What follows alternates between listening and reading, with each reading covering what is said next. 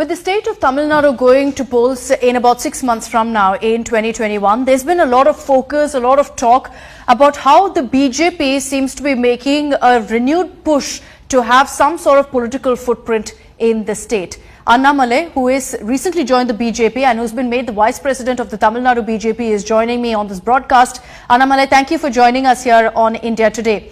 With Amit Shah visiting Chennai, there's a lot of talk about really what the BJP strategy is in the upcoming elections. Do you believe that you stand a good chance in the state polls this time? Yes, we will have a very strong chance. This is for two reasons. One, for the first time, Tamil Nadu is seeing an election without Jayalalitha and Karunanidhi together. And second, there is a leadership vacuum also, I believe, especially in the opposition party side.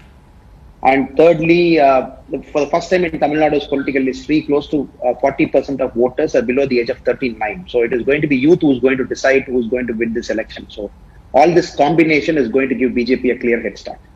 The BJP strategy so far has been making headlines with regards to the Vetrivel Yatra. Do you see that as a way to garner votes in Tamil Nadu? Because Tamil Nadu has always been known to be drenched in Dravidianism. Because you've got two questions in one question. So it is no more Dravidianism now. What started in 1949 with the DMK party formation is slowly getting eroded now. The so-called Dravidianism people don't believe anymore now because it has become hollow and it puts family first. It's all about self-centeredness, all those stuff. Now, if you look at the second part, the Vetrivel Yatra, it is definitely not a Yatra for political mobilization. This is a Yatra that was planned long time back.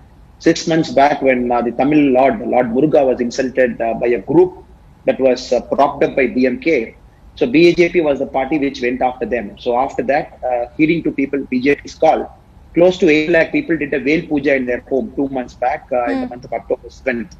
So this Yatra is to thank them. It is not a political Yatra. It is to thank them. It is to go around all the Arupade we do of Lord Muruga where he is believed to reside in 6 places.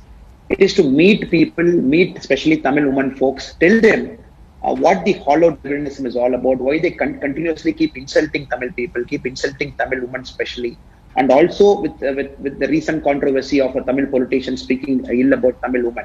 So it is a no more. Has it, Annamalai, hurt you politically? Because we're talking about AIADMK coming out and squarely opposing your Yatra. No, it's not ADMK is opposing the Yatra. The government has opposed the Yatra on certain conditions, especially on the pandemic rules and other things.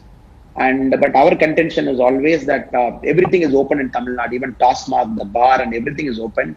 So this Yatra is being done with adequate social distancing, whatever the norms the government has put in place.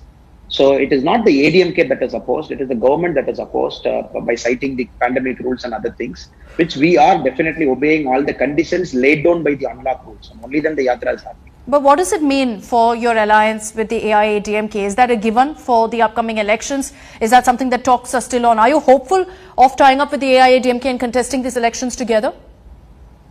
There is no question of any new alliance coming in play because the alliance is continuing. ADMK is very well part of the NDA alliance at the center also. And for many of the policies they have supported, including Article 370, the Ram Temple construction and the Farm Acts and everything they have supported. So there is absolutely no ill will in the relationship. Second, with respect to any new alliance formation, it is the central high command that will decide and the parliamentary board that will decide. As of now, there is no trouble at all. Everything is going fine. Do you see Amit Shah's visit really sealing the alliance for you? Because there has been a lot of talk of problems after the Vel Yatra. A lot of speculation on Amit Shah's visit. So he is coming for two reasons. One, close to 40,000 crore plus infrastructure development projects are getting inaugurated in Tamil Nadu on 21st. Is coming for that. And second is meeting the party. It's been a long time he has come to Tamil Nadu to meet the party. It's a new team in place now. A new president and new team are in place. He wanted to meet them, understand what is situation, what is happening at the ground level. So it is more about that. So elections are about 6-7 months away.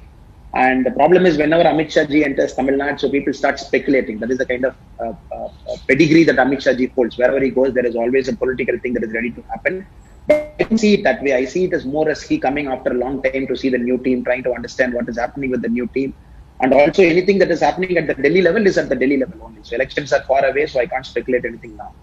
You mentioned initially about how there is a void in Tamil Nadu politics since the demise of Karunanidhi and Jayalalitha.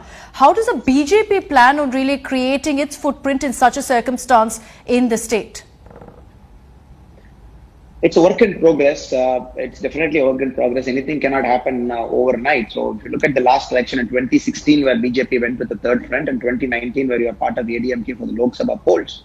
And we are not very happy with the performance. Two reasons. One, especially DMK, what they did is they all kinds of go back Modi and all the artificial slogans they brought in.